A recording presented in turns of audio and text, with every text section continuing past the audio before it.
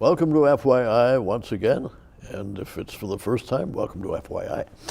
My name's Barry ZeVAN, and my guest today is Mick Sterling, who is so well known, so well liked and loved here in the Twin Cities, a native of the Twin Cities in Minnesota, and for those of you watching elsewhere, you should get to know his music. And Mick is not only a musician, but he has also created a fantastic foundation about which we're going to talk. Mick, great to see you. Nice to be here, Barry. Thanks for having me. My joy, my pleasure. Thank you. So you're welcome. First of all, tell us how long you've been in music, and why and how did you get interested? Well, I mean, I've always wanted to play. Since I was 5 years old, I used to sing the Monkees, and Elton John was a huge influence for me, and Springsteen and Van Morrison and James Brown, and so those artists really inspired me. So, it was kind of destined that I was going to sing in some form. So yeah, I've been playing professionally, in clubs and theaters since about 1981. So it's been much longer than I thought. Now you also have your own band, is that correct? I did. I had a band for a very long time called Mick Sterling and the Stud Brothers, and it was a big 10-piece band that we ran every Sunday night at Bunkers in Minneapolis for about 17 years, and we played like 200 dates a year for almost 12 years. It was quite amazing. It was, it really became, I think, an institution band, like similar to Lamont Cranston or Willie and the Bees or Inside Straight. We were around that long, and I think we had that kind of impact. Yeah, well, you were part of the culture here. I mean, it was also, in a good way, I've heard from friends who watched you and attended your performances. It was almost a cult following. Well, it certainly was. A good was, cult. It was a happy cult. Yeah. When we started the band, we played on a Sunday night. Now, nobody was playing on a Sunday night.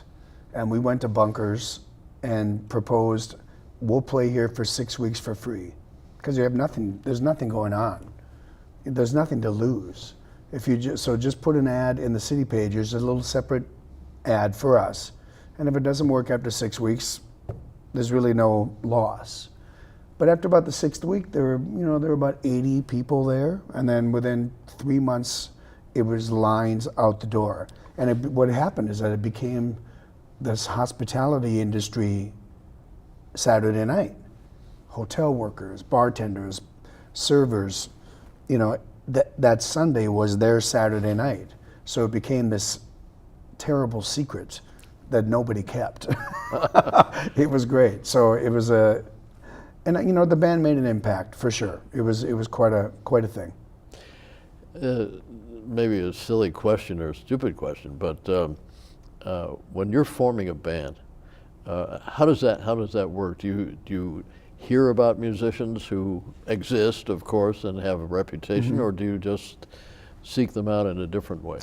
Well, I mean, every band is different. If I'm talking about the beginning of the Stud Brothers, there was a lot of high school friends of mine that started it. But the intent was to not be a full-time band for a lot of the guys. They had day jobs, but the band was clearly getting popular, and we were playing so much that a lot of the original guys decided, I don't want to play that much. I can't. So, but the level of interest in the band attracted different musicians that I was unaware of, but they were certainly aware of us because we were making some money. Sure. So the different musicians came in, and at least with that band, it was such a popular band that it was a very good gig to get if you could do it. And and as the band, within the 17 years of the band, we've had people that performed with Prince, with Janet Jackson, with Cher, with Justin Timberlake, with Pharrell. I mean, they played in my band. Wow. So it was it wasn't the catalyst to get them there, but the level of musicianship that was in the band was stellar. Well, it still is. I have only had the privilege to see your performance one time at the New Musique Yes. facility in Great venue. St. Michael, the world's smallest arena is what they call it. Terrific place. Yes. Yeah, wonderful people. And when you did the show I saw, I thought, oh my God, this is, and I'm not being solicitous here, it blew me away. Yeah. And I thought, holy moly, you know, because I had heard from friends who had seen you and been a follower of yours for so many years. They said, hey, watch out, you're gonna get blown very away. Kind. You know, I always try and get the best players around me, and you know, the show that you saw at Les Musiques was the last 3 or 4 years I've been producing different tribute shows, but the art of artists that inspired me.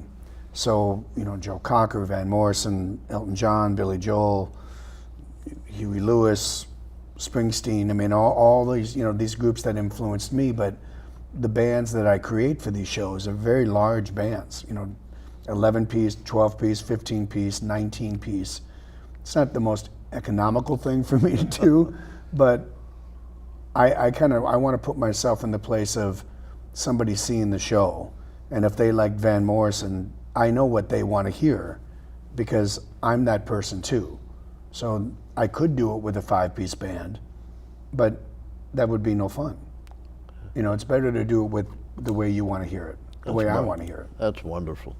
that kind of dovetails. I didn't plan this or anything, but what you've said dovetails kind of into what you have done to the audience. Mick has very kindly taken me under his wing because it's going to be great. I singing and acting and even dancing were most of my life, and the only reason I got into weather was because in the Air Force when I joined there were only 2 things open, motor pool and meteorology. And so in my heart of hearts I always wanted to drive the base bus, but in my other heart I thought, well, I'll take the meteorology courses, and I got my weather training.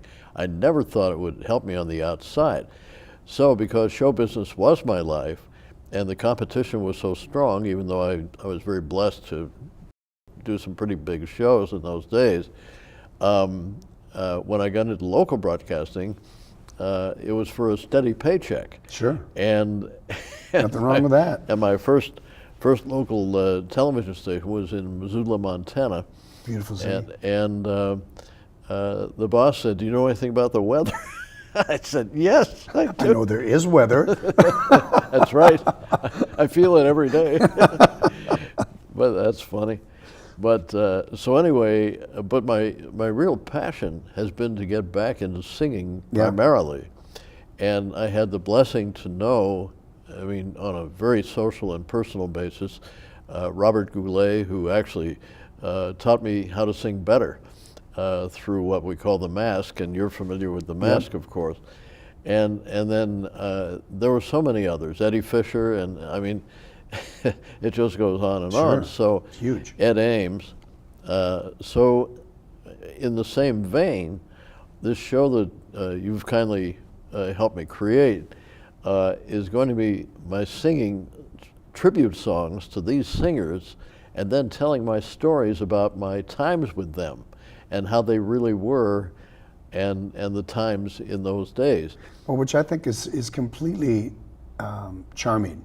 Oh, thank you. I mean, you know, when I visited your home and we were talking about this, I mean, that is the unique thing that you actually possess. You're not just making these things up. You've actually lived this life.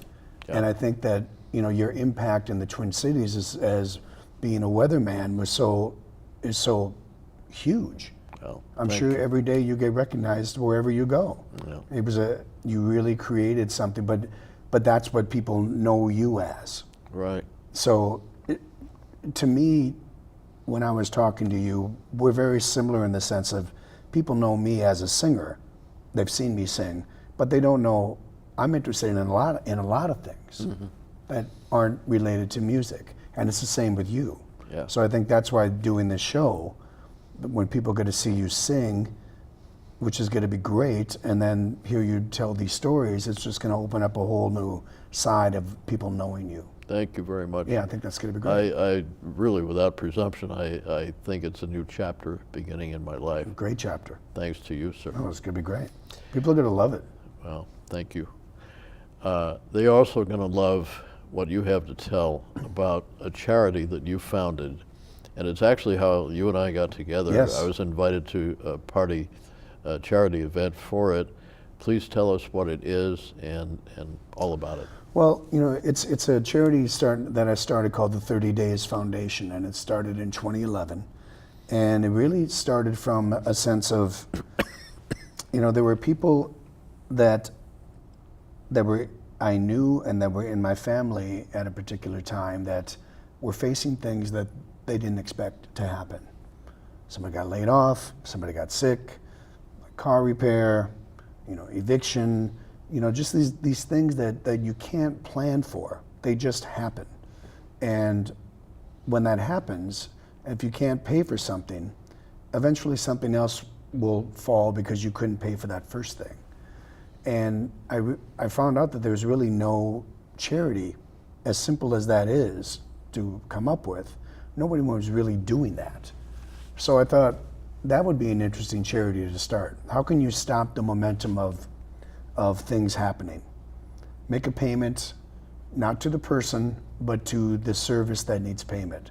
So if you reached to me and said, you know, the 30 Days Foundation, and you said, they're gonna turn my water off, and it's $214 and some odd cents, and you just didn't have it. And all of the ripple effects that happen when they turn your water off, it's awful. And so if you asked for our help and we had the funds, we write the check to the water company. We don't write it to you. So all of the donations that the 30 Days Foundation does only goes to the service provider. And it's, you know, it's not very glamorous things. It's like, you know, utility bills, back rent, water bills, school supplies, bus pass, grocery card. So, but everybody needs these things. Oh, yes. And when one thing falls, another thing falls. So my objective is, with this thing, is to stop the bleeding. Because if you're facing something and you have 20 things on your plate, well, number 14 of the 20 is your XL bill. I can't pay it. And it's not that much money in the grand scheme of things, but you don't have it at that particular time, so it may as well be a huge amount. So if we can help you with that one thing, a lot of times you can catch your breath. That's wonderful. Step back, okay, there's 19 other things on my plate, but at least they're not gonna shut my electricity off. That's the unique thing about 30 Days. So we're a Minnesota charity. We only assist families and individuals in the state of Minnesota. Every donation only goes to the service provider. And it's called the 30 Days Foundation because the things that people are asking for our help for, you can't wait for 3 or 4 months to get a grant. You need it now. So we try and do everything. If we say we can help you, our goal is to try and make the payment within 30 days of their initial request. That's fantastic. It's a great charity. It is. And you know, I'm not playing a violin here, but I've been through that in my life. Everybody has. And it's terrible. It is terrible. It's very debilitating and it's humbling. Oh. And it's embarrassing, the whole thing. Yeah. And you're saving a lot of people's anxiety through that. I know that it helps. You know, I know that it helps. I mean, you know, I've told the story of I started it, and this was pre-Facebook. This was MySpace. I put it on MySpace. Wow. And a woman messaged and said, she asked for the full amount, which was $1,500 you can ask for. And she itemized what culminated to $1,500. And one of it was a Sprint phone bill for $78.94. So she messaged me, I called Sprint, I called her back. Now this is all within 15 minutes of getting the message. And I said, well, you know, we can't do all of this stuff, we just started, but I saw that your Sprint phone bill needed paid, so I paid that, I hope that helps. And I said it just like that, just a conversation. Well, she started sobbing on the phone. I mean, heavy, I can't understand you sobbing. And when she kind of composed herself, she said, I haven't been able to tell anybody this. I can't tell my family. I can't tell my friends. I'm so humiliated. I can't even pay my cell phone bill. And so when I got off the phone with her, I just thought, this is really something. Because in the grand scheme of things, $78.94 is not that much money, but at that particular time, it was huge. Mm-hmm. And it changed the trajectory of her going this way to kind of back to this way. Okay, now I'm good. I got my phone paid. Let's take care of the other stuff. And that's when I realized that 30 Days Foundation it's a unique animal in the charity world in the city. And we have, well, God, at least 60 or 70 different agencies in the state that reach out to us when they have a client that they've maybe helped, but they need help with something else. You know, every charity has a charter. This is what they do. You know, we do this, and if someone needs something outside of this, they ethically can't help them, even though they probably would like to help them.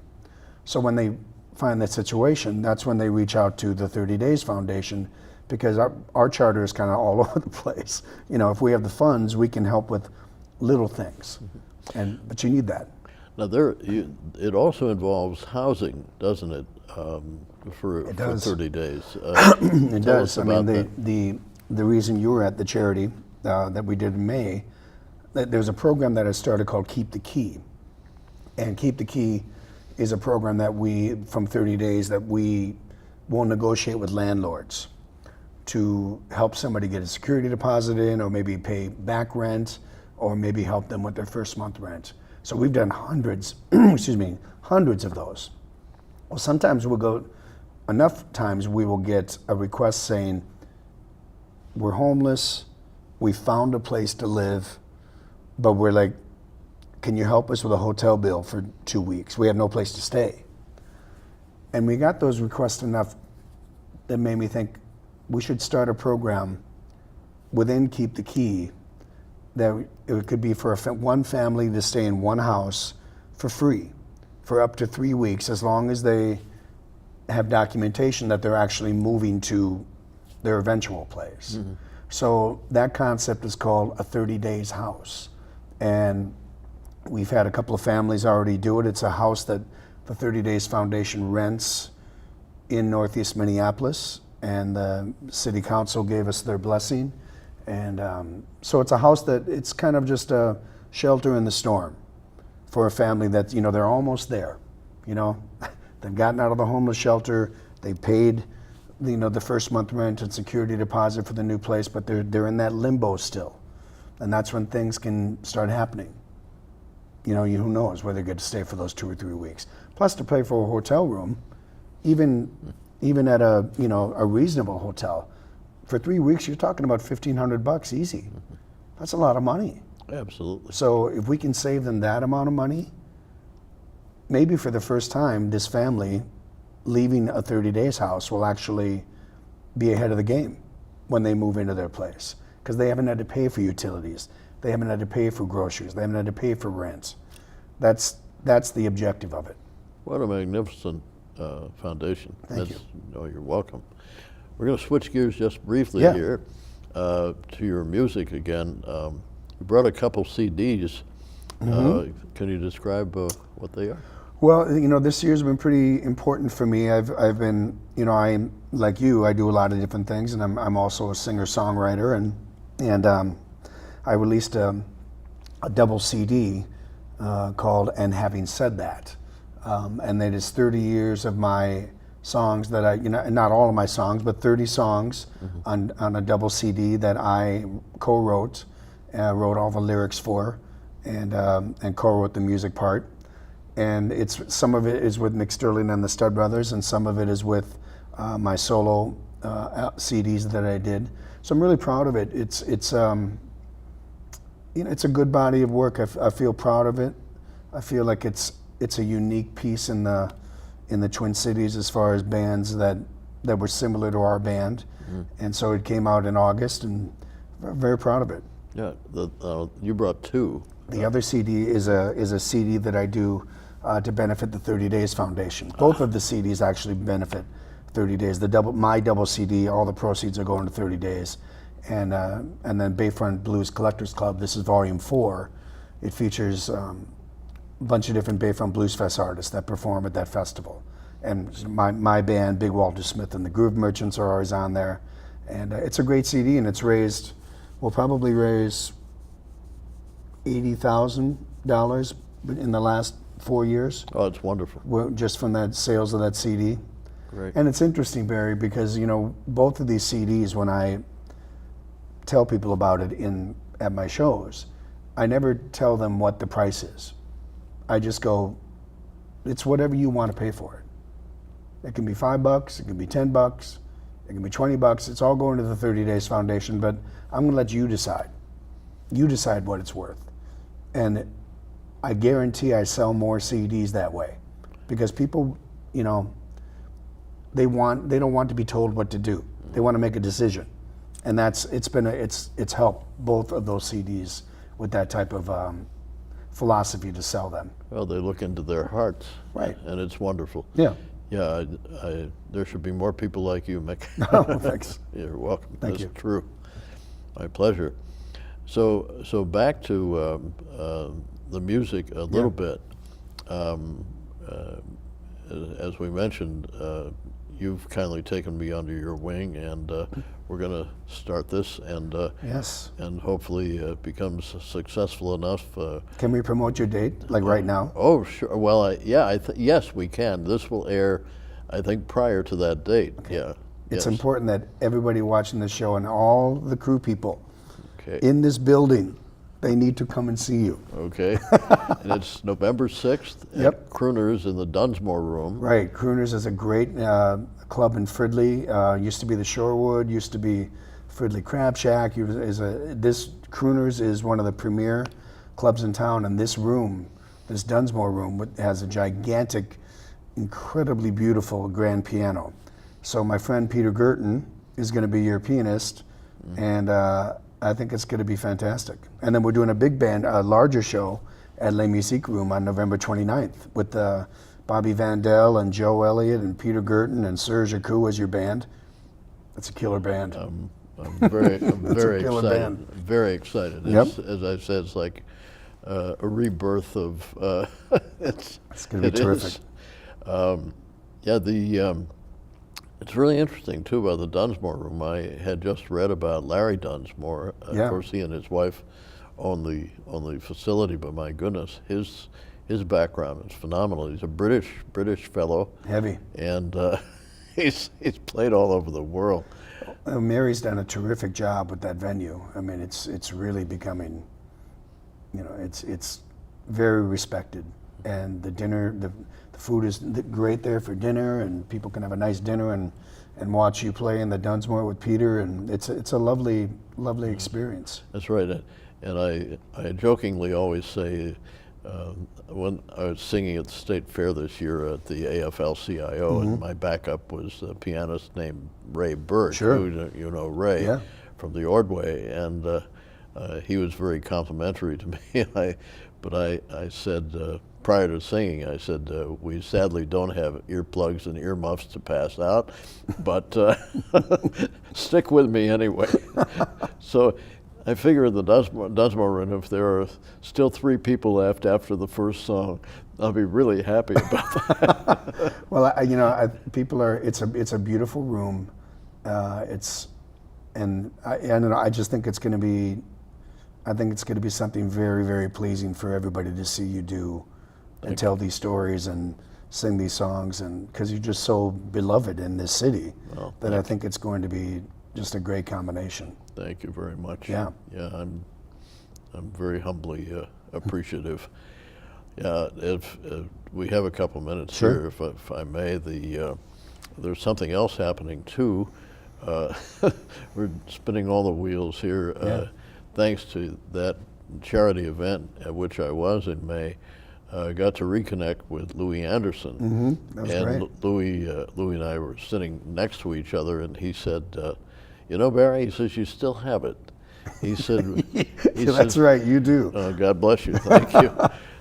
My wife calls me Peter Pan. You'll Yeah. never grow up. Yeah. Thank goodness for that. But anyway, so he said, I think you should do the weather the way you used to do it, writing all over a map and so forth and so on. So thanks to Louis' idea, we're praying in November, late November, December at the latest, to start on YouTube a show called Barry ZeVAN, the Retro Weatherman, introduced by Louis Anderson. And Louis, love this it's be fun. so much. Well, Lord willing, if we get enough subscriptions, Yeah. I hope to donate a lot to the thank 30 you. Days Foundation. That's very kind. We'll pray for that. You know, it's very interesting that you never know what is going to connect with people, and that could easily just be a thing that people.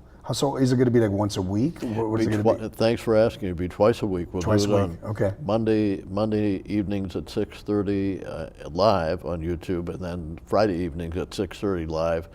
And if we get enough subscriptions, then it'll be 5 nights a week. But 6:30 is Central Time. It's brilliant. 6:30 Central Time, because then we're not competing with the local weather guys anywhere. And on the Pacific Coast it'll be 4:30, on the East Coast 7:30, and Louis feels that there will be a lot of subscriptions. You know, people love.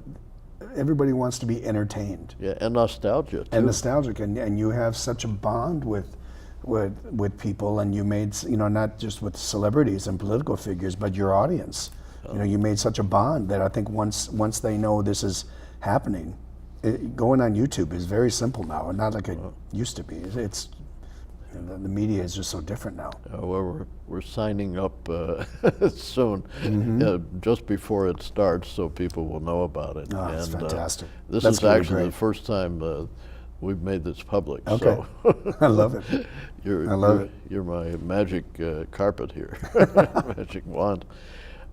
Again, we still have about 1 minute and 18 seconds, with 20 seconds for my shameless plug for my the book. shameless plug. Yeah, but how do people contribute to the 30 Days Foundation? They can go on the website. It's the 30, so it's the number 30, the 30-daysfoundation.org. And you can donate on there as well. You can mail a check. Our address is on there. If they know somebody that needs help, we don't take phone calls. We only communicate through email. So just go on the website, very simple, click on the email, and just send an email. There's no application, there's no office you need to go to. Just send an email, and we can take a look at the request and see if we can help in some way. But you know, we always need donations. So if people are interested in donating, going on the website's the simplest way. That's wonderful. Yep. Thank you so much, Mick. Thank you, Barry. You're my honor, my pleasure. Can't wait to work with you. It's gonna be fun. You too. Thank you. And some of the stories I'll be telling are actually in my book, but I'll tell even more because it's going to be fun. Book's available on Amazon. Barry ZeVAN, My Life Among the Giants. So please take a look. See you next time.